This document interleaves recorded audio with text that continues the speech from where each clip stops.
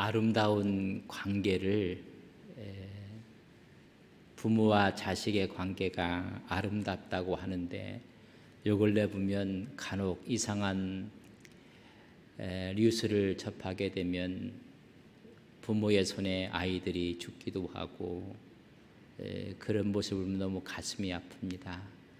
사실 가장 아름다운 관계가 어머니와 자식들의 관계가 아니겠습니까?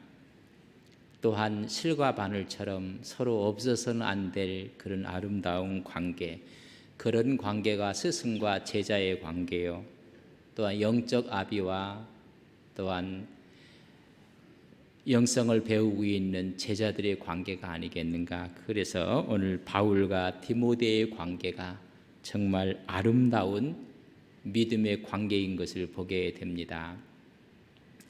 사도행전에 보면 바울이 1차, 2차, 3차 전도 여행을 마치고 고린도에서 예루살렘으로 올라가서 체포당하시고 그래서 노마로 호송을 받게 됩니다.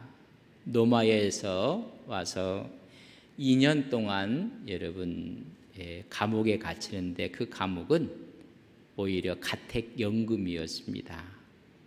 왜냐하면 그는 시민권자였었고 또한 아직 형이 확정되어지지 않아서 가택연금식으로 지내게 됩니다.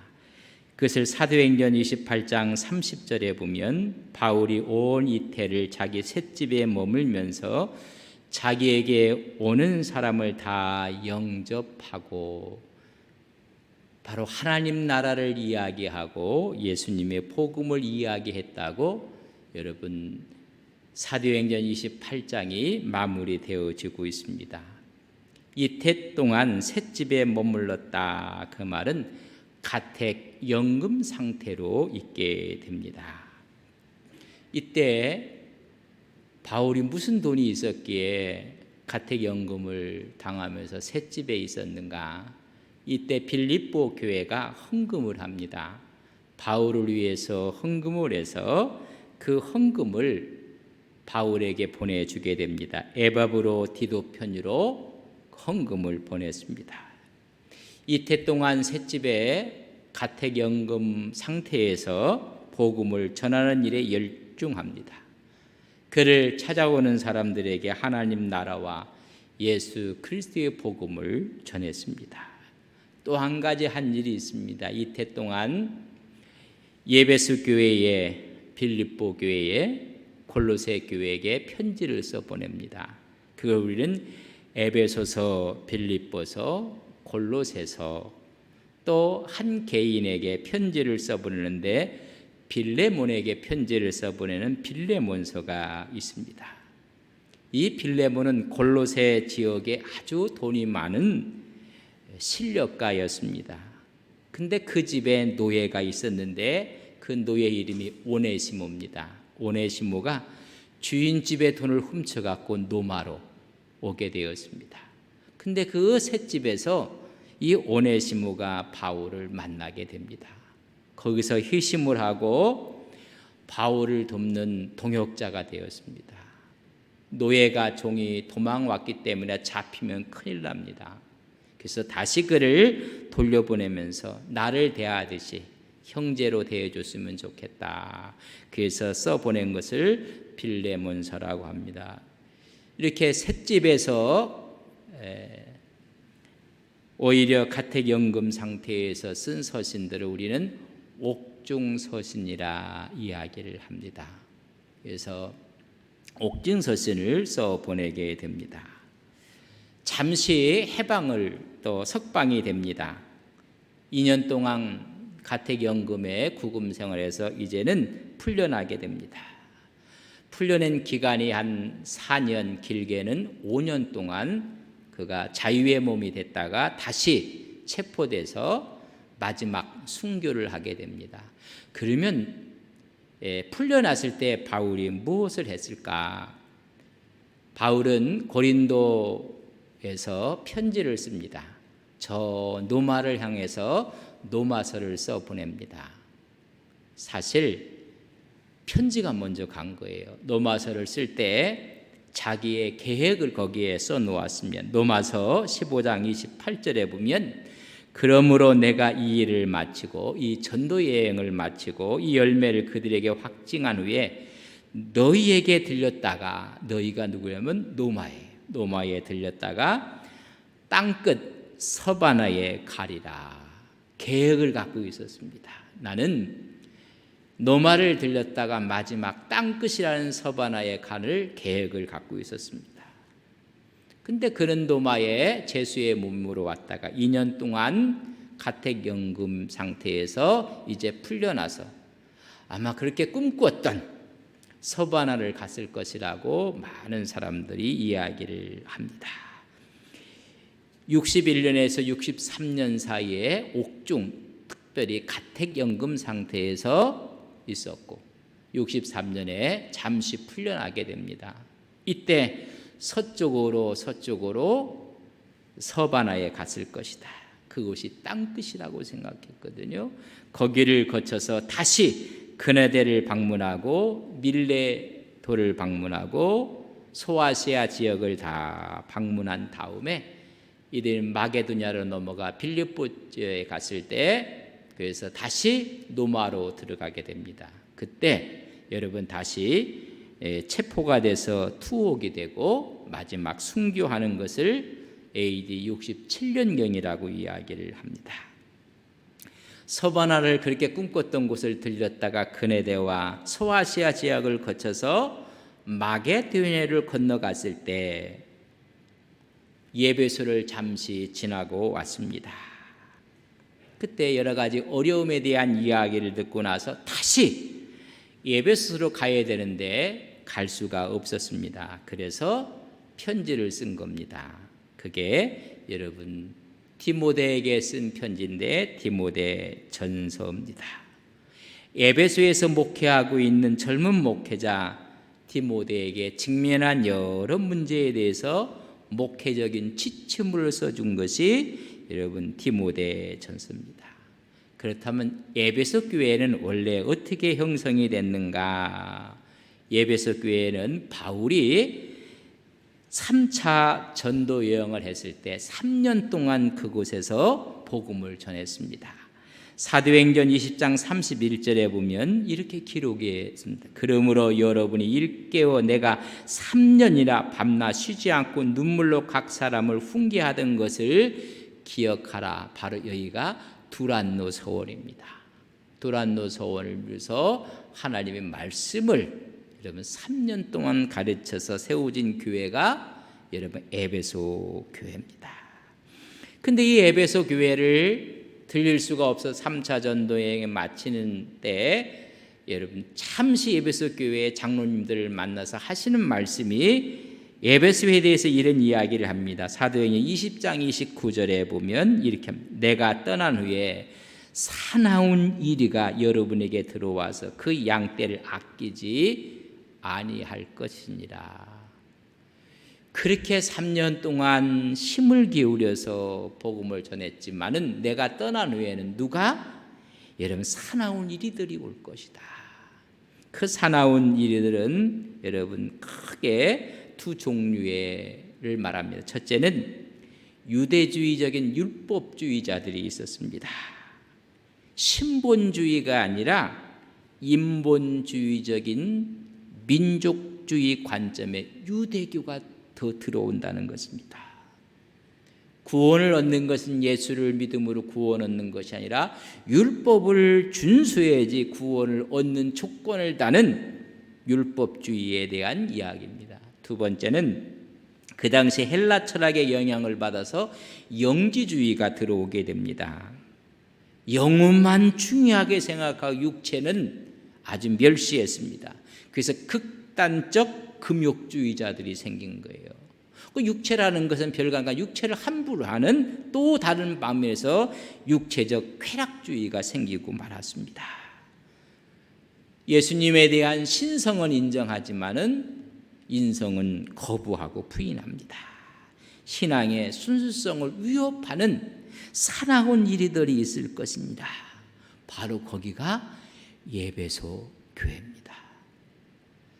잠시 옥에서 풀려났다가 그곳을 순방하고 마게도냐에 갔을 때 다시 돌아갈 수가 없어서 디모데에게 편지를 쓴 것이 우리는 것을 디모데전서 후서라고 합니다. 그러니까 디모데에게 썼지만은 디모데에게만 쓴 것이 아니라 그 교회 전체에 쓴 것이고 앞으로 오고 오는 주의 종들에게 꼭 필요한 지침을 쓴 편지인 것을 우리가 깨닫게 됩니다. 왜냐하면 교회는 항상 사나운 이리들이 들어올 수가, 이단들이 들어올 수가 있기 때문에 그렇습니다. 그래서 복음에 대한 바른 교훈을 주고 격려하기 위해서 써보낸 서신이 디모데입니다. 얼마나 사랑했던 이 디모데에게 편지를 쓰는데, 그런 디모데는 어떤 사람인가? 여러분, 젊은 목회자였습니다. 디모데라는 뜻은 하나님께 사랑을 받는 자, 하나님의 영광, 이런 이름의 뜻을 갖고, 여러분 이름만 들어도 이 가정의 분위기를 알 수 있잖아요. 여러분 이름을 들어도 부모님들이 신앙생활 하시는 분이었구나를 짐작할 수가 있는 것입니다. 그래서 디모데 후서 1장 5절에 보면 이는 내 속에 거짓이 없는 믿음이 있음을 생각함이라. 이 믿음이 먼저 내 외조모 로이스와 내 어머니 유니게 속에 있더니 내 속에도 있는 줄을 내가 확신한다. 누구를 두고 하는 말? 디모데를 두고 하는 이야기입니다. 여러분, 그의 어머니, 그의 외할머니, 그러니까 외조모의 믿음이 어머니에게 왔고 어머니의 믿음이 너에게 있는 것을 내가 확신한다. 여러분, 어머니 이름이 나와요, 유니게. 외조모 이름 나와요, 로이스. 근데 아버지 이름은 없어. 이 모계의 신앙의 모습을 우리가 볼 수가 있습니다. 루스드라 출신이었고 바울이 1차 전도여행을 와서 이곳에 들렸을 때 여러분 어머니 그리고 외할머니 그리고 디모데가 복음을 받고 예수를 믿게 된 모습을 봅니다. 근데 어려서부터 말씀에 뿌리를 내리고 말씀을 공부했던 사람입니다. 디모데후서 3장 15절에 보면 또 어려서부터 성경을 알았나니. 여러분, 그러다가 바울이 1차 전도여행을 그곳에 왔을 때 바울을 만나게 되는 것입니다. 그래서 새로운 기독교적인 여러분 믿음을 갖게 되었습니다. 바울이 1차 전도여행을 끝나고 예루살렘으로 돌아갔다가 다시 2차 전도여행을 떠나는 것이 사도행전 15장 36절 이하에 있는데 2차 전도여행을 떠날 때 1차 때 바울과 바나바가 한 팀이 돼서 여러분 떠났습니다. 근데 2차 때는 두 분이 결별해요. 참 가슴 아픈 일이에요. 선교라는 것은 힘을 합쳐도 참 어려운데 두 사람이 이렇게 떨어집니다. 이유는 한 가지입니다. 1차 전도여행을 했을 때 마가라는 사람이 함께 갔는데 너무 힘들어서 돌아가 버리고 말았어요. 바울이 젊은 사람이 신의도 없이 용기와 믿음도 없이 어렵다고 여러분 도망간 거예요. 사실 돌아가고 말았어요. 근데 이제 2차 전도여행을 와서 떠나는데 마가가 또 가자는 거예요. 같이. 바울은 안 된다. 바나바는 그래도 데리고 가자. 왜냐하면 바나바의 생질 조카가 마가였거든요. 그러니까는 좀 데리고 가고 싶고 바울은 안 됩니다. 그래서 두 분이 서로가 헤어져서 그래서 바나바는 마가를 데리고 구브로로 가게 됐고 바울은 실라를 데리고 더베와 루스드라 위쪽으로 올라가게 되는 모습을 봅니다. 바로 1차 전도에 했던 그 루스드라에 들렸을 때 1차 때 복음을 받아들이고 어려서부터 믿음으로 자랐던 디모데를 다시 만나서 그때부터 디모데와 여러분 바울은 한 쌍이 돼서 정말 아름다운 목회의 과정을 걷게 되고 스승과 제자로서의 관계를 맺게 되는 것을 보게 됩니다. 성경은 말하기를 고린도전서 4장 17절에 보면 이렇게 기록을 하고 있습니다. 고린도전서 4장 17절 말씀, 이로 말미암아 내가 주 안에서 내 사랑하고 신실한 아들 디모데라, 그렇게 표현을 합니다. 여러분, 디모데전서 1장 2절은 우리가 읽었지만은 믿음 안에서 참 아들 된 디모데라고 합니다. 디모데후서 1장 2절은 사랑하는 아들이라고 불러서 아주 친밀한 영적인 아들인 것을 표현을 했습니다. 여러분, 바울의 그래서 동역자가 되는데 평판도 좋아요. 디모데를 가르쳐 사도행전 16장 2절에 보면 디모데는 누스드라와 이고니온에 있는 형제들에게 뭐 받아요? 칭찬받는 자였더라.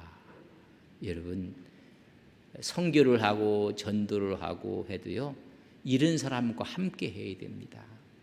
다 뭐 평판이 좋은 거예요. 어려서부터 신앙과 믿음. 이때 그의 나이를 20살 전후였을 것이다. 아주 젊은, 일찰 때 젊은 여러분 마가가 따라왔거든요. 근데 마가가 2차 때는 안 따라온 거예요. 왜? 거절을 했거든요. 참 이 젊은 사람의 도움이 필요하고 조력이 필요한데 루스드라에 갔더니 그 디모데가 있는 거예요.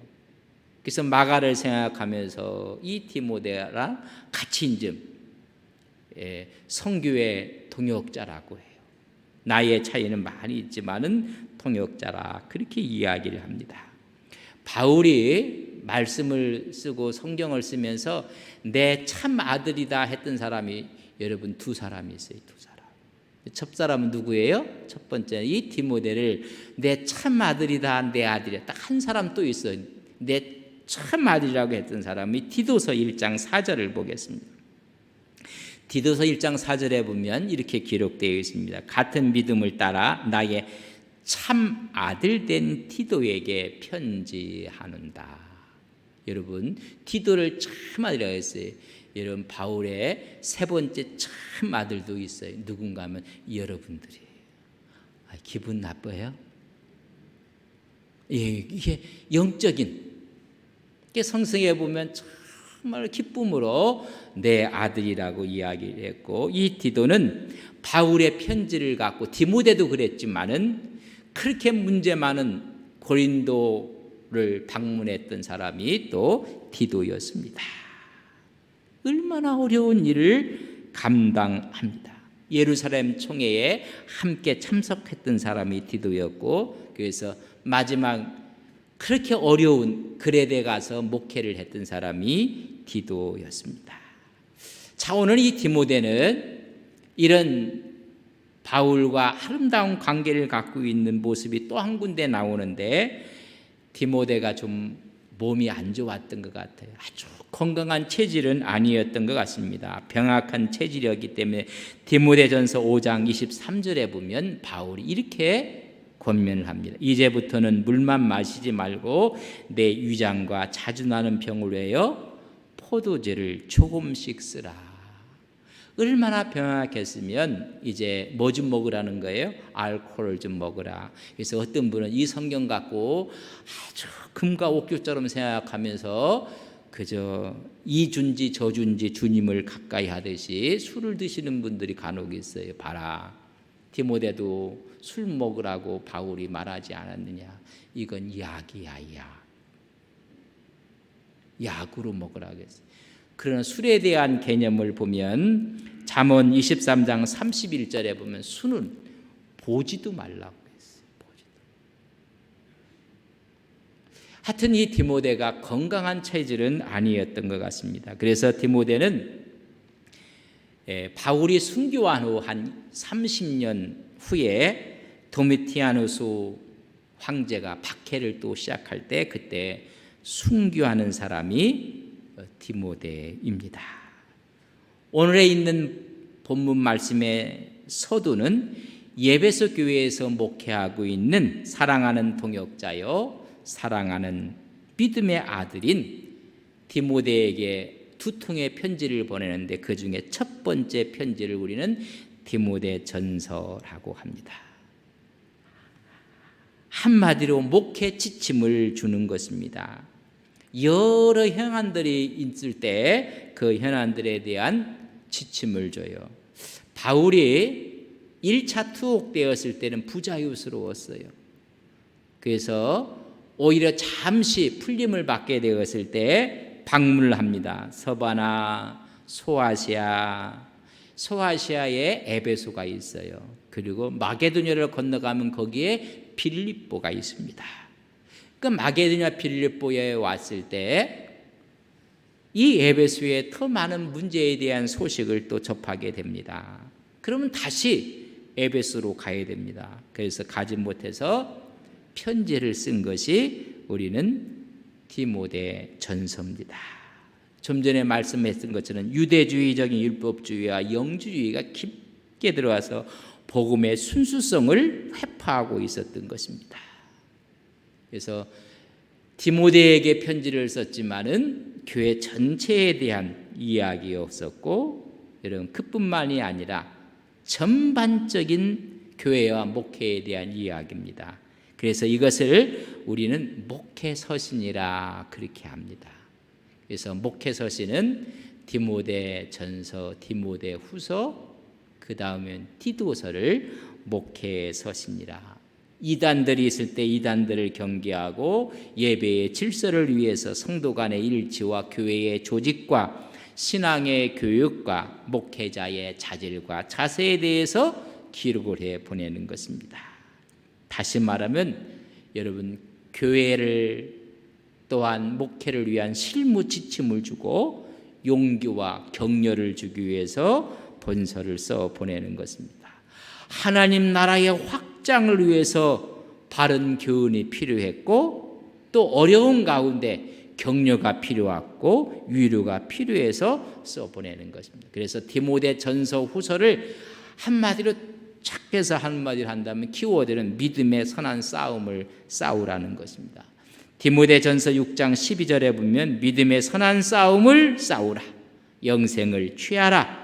이를 위해 내가 부르심을 받았고 많은 증인 앞에서 선한 증언을 하였도다. 믿음의 선한 싸움을 싸우라고. 디모데후서 4장 7절에 보면 바울은 나는 선한 싸움을 싸웠고 이미 싸우고 달려갈 길을 달려갔노라고 말했어요. 여러분 무슨 싸움을 하라고요? 믿음의 선한 싸움을 하라는 거예요. 오늘 이 말씀을 통해서 오늘 이 시대에 바로 지금 이 현 시대에 우리가 믿음의 선한 싸움을 싸워야 될 한 가지를 말씀을 좀 드리고자 하는 것입니다.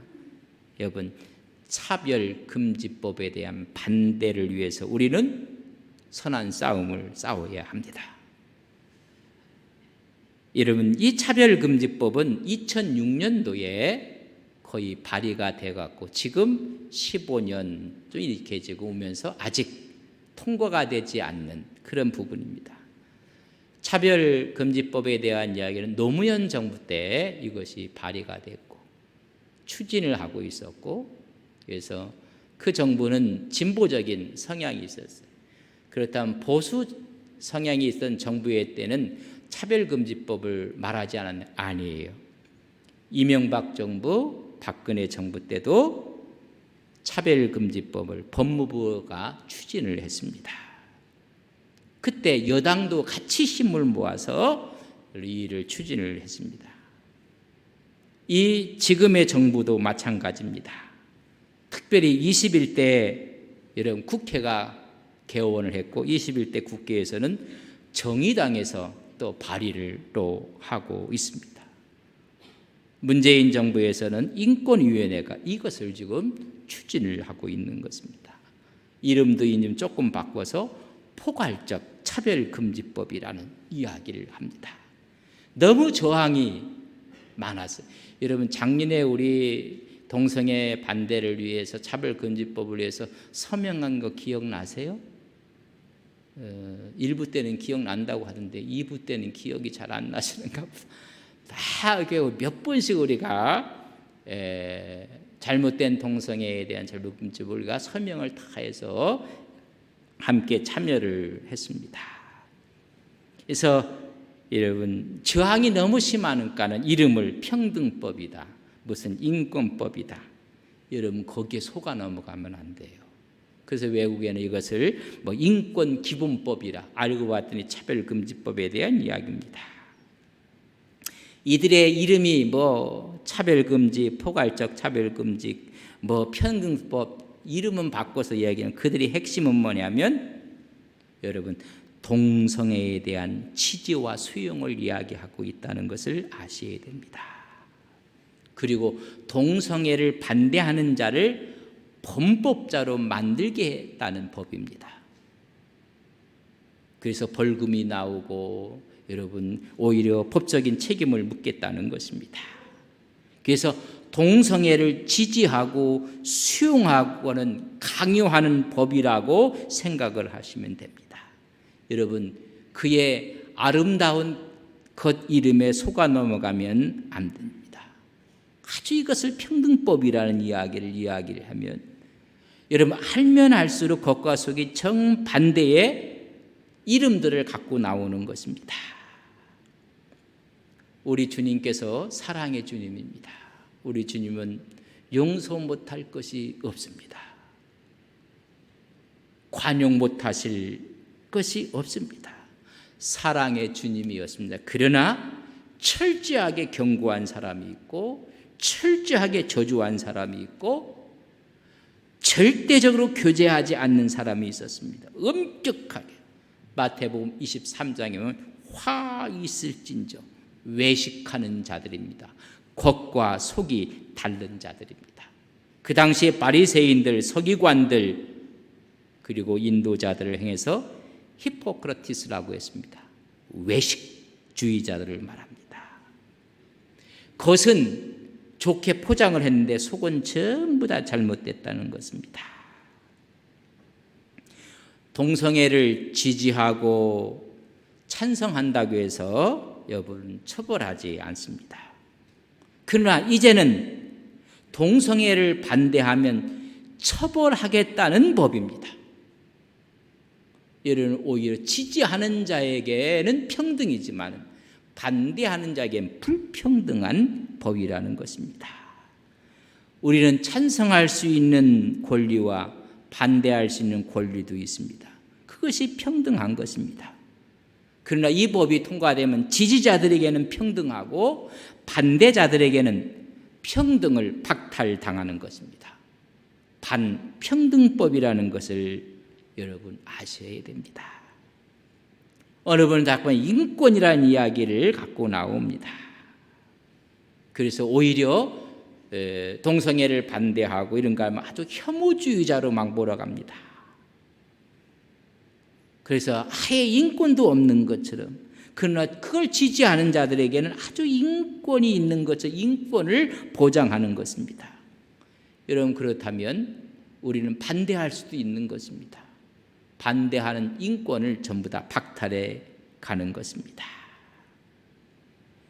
우리가 동성애를 하는 것을 여러분 그들이 하는 것에 대해서 그것도 우리가 자유라고 생각을 해서 찬성하고 반대하는 일들이 다 있습니다.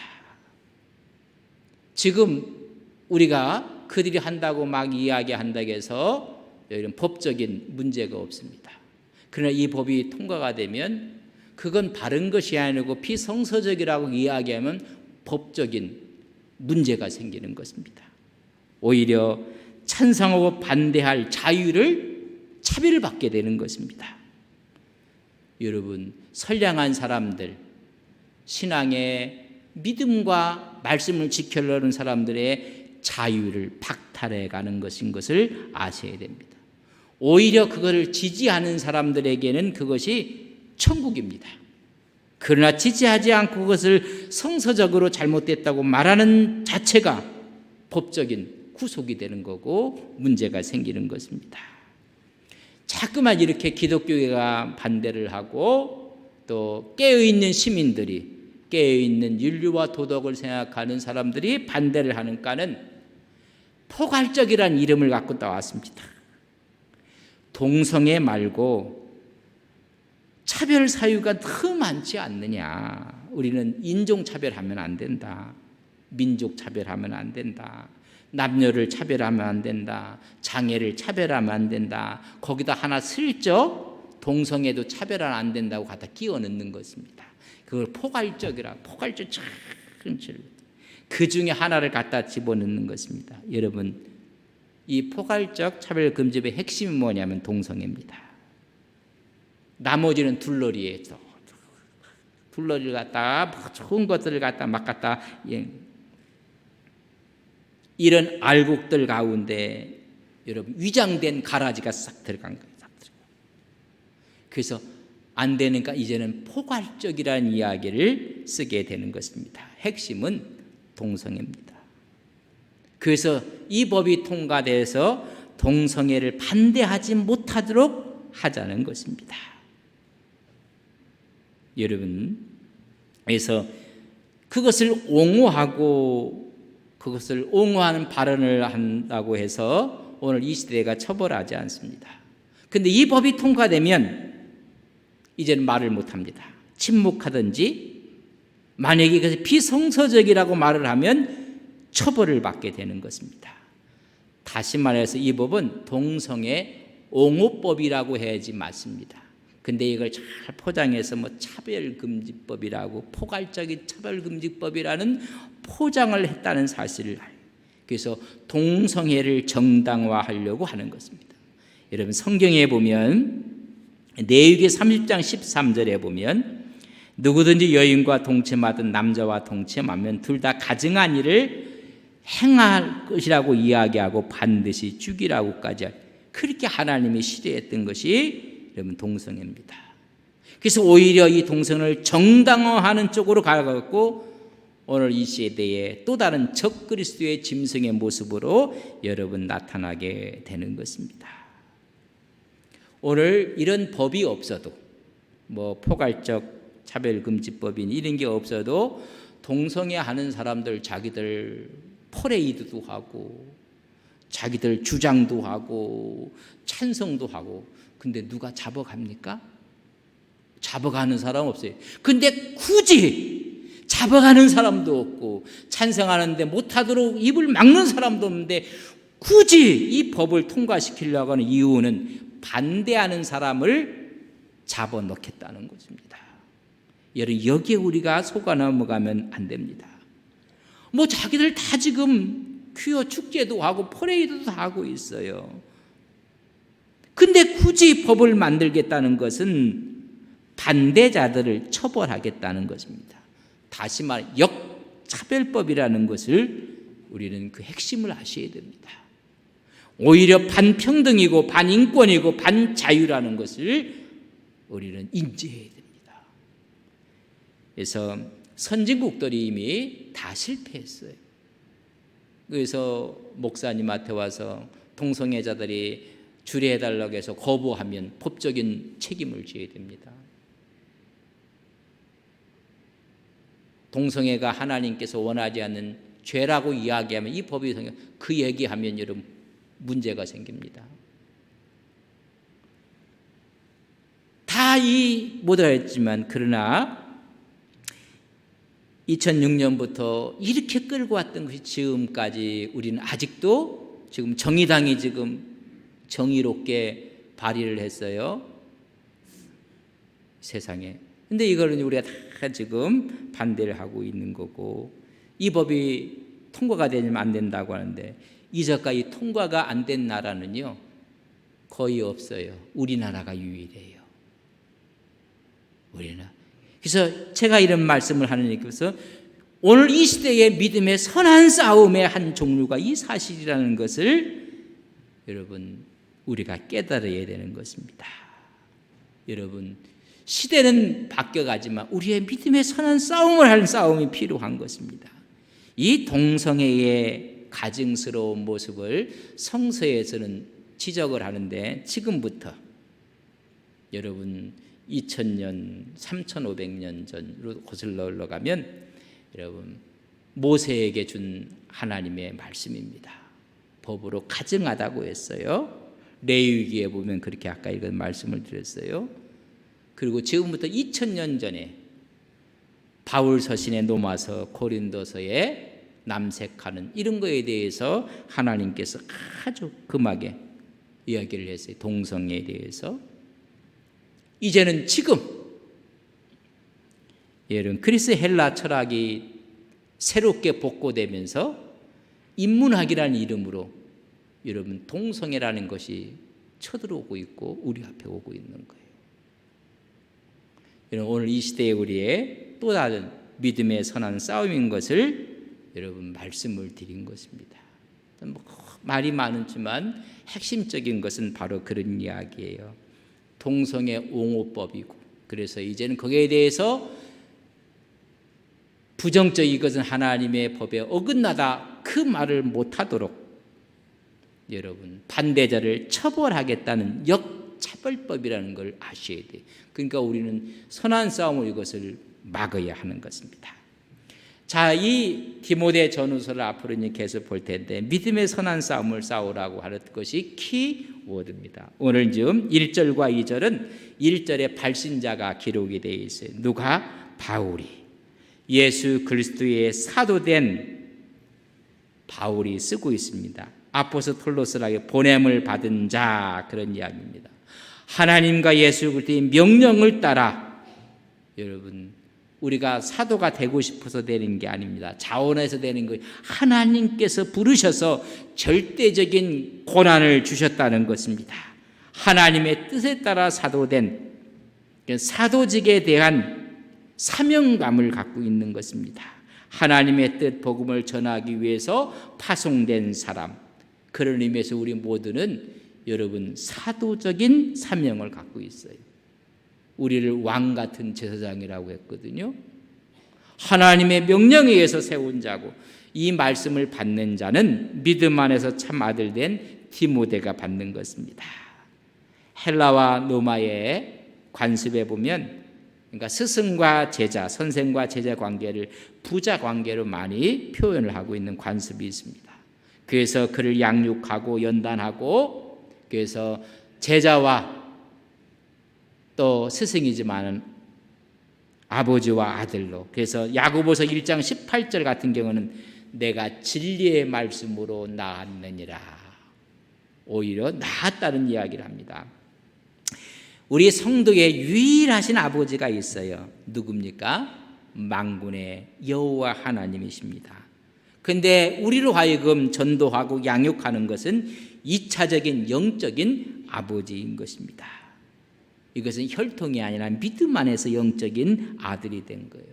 이 아들에게 주면서 축도합니다. 하나님 아버지와 예수 그리스도로부터 은혜와 긍휼과 평강이 내게 있을지어다. 여러분 모든 서신에 보면 은혜와 평강이 있을지어다 그렇게 되어 있습니다. 그런데 하나가 더 들어갔어요. 뭐가 들었지? 긍휼이라는 게 들어갔어요. 은혜와 평강은 서신들을 다 읽어보시면 은혜와 평강이 있을지어다. 은혜는 무조건적인 하나님의 호의를 받는 것이고 그 결과로 뭐가 와요? 평강이 오는 거예요. 근데 그 중간에 긍휼이 들어갔어요. 이 말은 디모데가 지금 겪고 있는 게 너무 어려운 거예요. 지금 그 교회의 사정이 너무나 어렵고 그래서 낙담돼 있고 괴롭고 그래서 그에게 필요한 게 위로가 필요한 거예요. 그래서 위로의 긍휼이 들어간 거예요. 그래서 이 디모데를 보면 내게 은혜와 긍휼과 평강이 있을지어다 라고 이야기합니다. 얼마나 위로가 필요한지. 오늘 이 시대에 사는 사람들에게 여러분 위로가 필요한 사람들이에요. 오늘 제가 이렇게 하나님의 말씀으로 인사할 때 여러분들이 아멘으로 응답을 하시기를 바랍니다. 은혜와 긍휼과 평강이 있을지어다. 다 일어서시겠습니다. 우리 기도합시다.